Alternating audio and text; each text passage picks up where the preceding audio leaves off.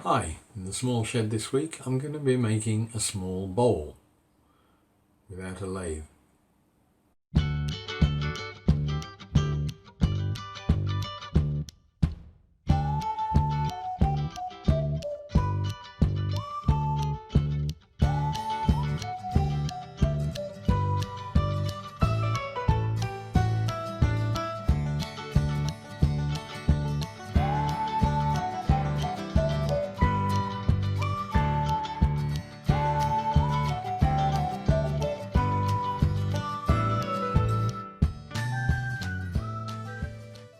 Thanks to Keith Brown for this one, for the challenge that was issued to make a bowl without a lathe.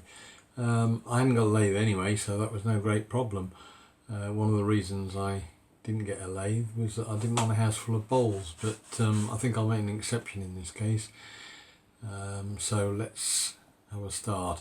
I've had several different attempts at getting the thing done, and let's just have a run through and see how it's gone. I started off at my local Menin Sheds over in Bromsgrove. I went and picked a bit of 1/2-inch plywood that was lying in the corner. It's slightly warped and it was pretty tatty, but it looked as if it might give me 4 useful rings with which to make the bowl. I used a couple of different sized Bosch hole saw bits, and these provided the basis for the internal routing of the sections of the bowl. I didn't quite know what I needed at the time, but I thought that if I got a couple of different sizes I could then just work with router bits and alter the size of the ball bearing runners on the top, just to give me slight variations in size as and when required. Most of the first hole I think was burnt through rather than drilled, but we got there in the end with 4 holes in the timber. So then I brought that back home to the router table and started with the bottom ring, which I used one of the routers I've got in a box full of bits and pieces that have never actually been used since I bought them, to start and have a practice and get some idea of how it would all go together. You can see there it's just formed the bottom of the internal cup, and then with a clean up on the other 2 rings, that gave me the basis for the bowl itself.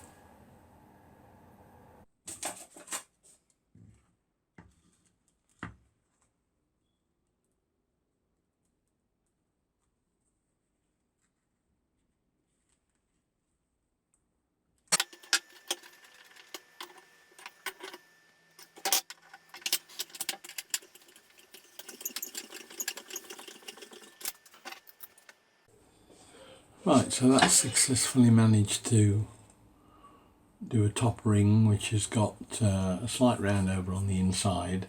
Because it's the top layer, I was just going to put some sort of an angle on it, and I think if I put an angle cutter in there in the router at the moment now and take that off at a slight angle, I'm then ready to start and cut the other rings down and glue them on, and then use that as a former to run round with a straight bit, and that should give me a couple of layers of, so it'll go in slightly, go down slightly, and then it'll round off on the underneath.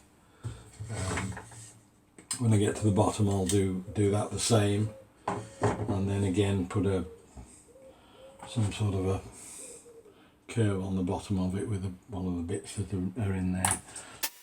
And with an old flower pot, hot glue gunned on, centred onto the ring, it gave me something to grip it with without running the risk of losing fingers, and that started to carve the outer circle. It had previously been cut roughly to size with the scroll saw, but I'm still not able to really control that very well, so I was glad for being able to just use something of the right diameter to bring it down to size.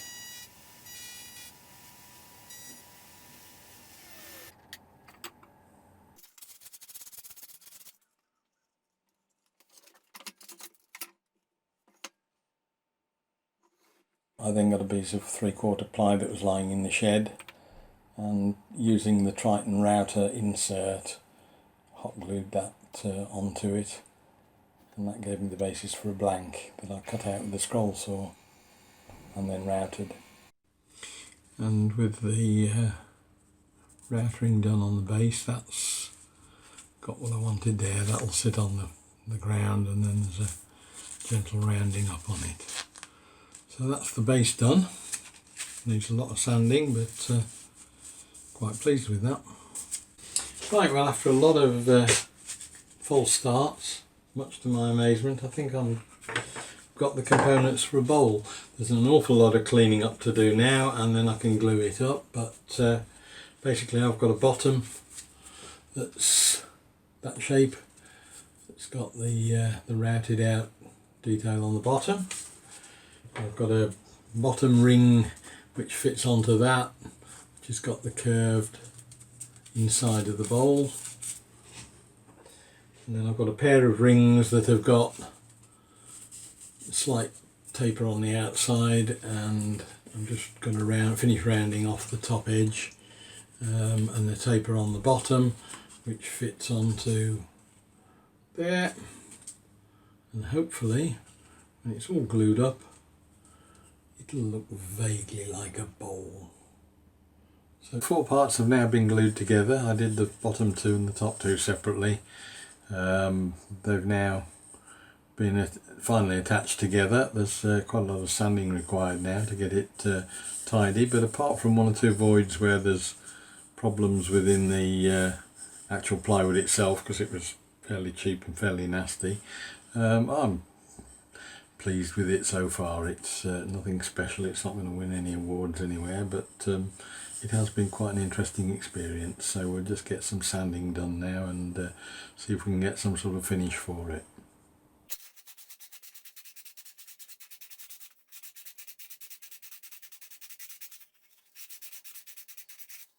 One of the problems with using cheap nasty plywood is that you get some quite bad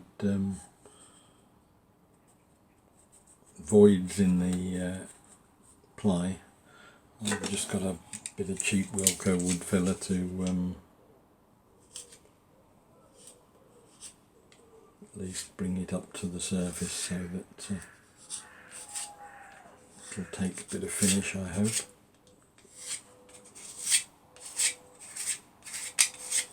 Yeah, looks better. Another little tiny one there. That's probably where the top grain tended to tear out when I was routering the piece. That's the very top. On the whole, there's not too much to worry about. Very tiny one down in there.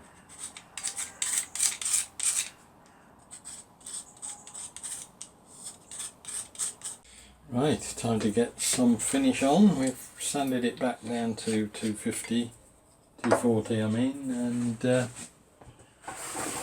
to start and see what it looks like when we get some oil on it.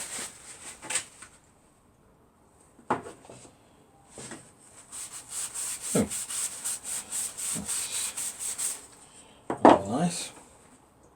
Bit of a surprise.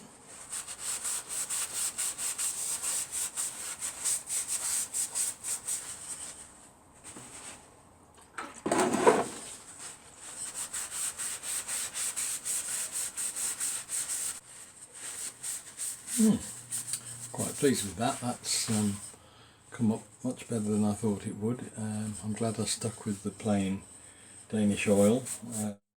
I'll just keep giving it coats of that for the next hour or so and let it soak in, and then give it some beeswax and lavender polish that one of my colleagues' wives made, and a quick layer of beeswax on top.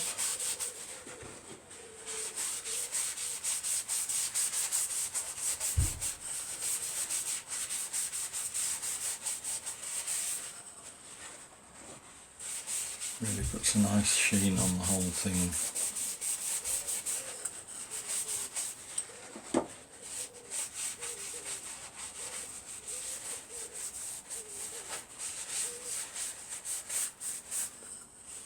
I'd seen the recent Keith Brown video making his own beeswax polish. And this has come from a friend down in Shepton Mallet whose wife keeps bees, and she makes her own, so I may well see if I can tap her up for some beeswax, because it's a beautiful finish. And unfortunately this has got lavender in it, so there are lumps in it that you have to keep out of the furniture, but very nice. Let that go off a bit and then just buff it up to a shine, and we'll be finished. Lovely.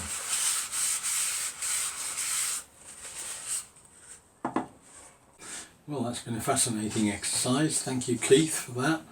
It's taken me to places that I didn't think I'd be going this quickly in the small shed. It's taught me to be slightly afraid of, but enjoy the router table, so thank you for that. I'm starting to use that now, and it's been very worthwhile from that point of view. And it's also led me off down a load of other directions that nothing basically to do with this. There'll be a follow-up video next week, which is how not to build a bowl without a lathe, and there's a catalogue of disasters here that show the journey that got me to the router job. So there's probably another program's content in that as well. So if you're interested, catch up with me next time.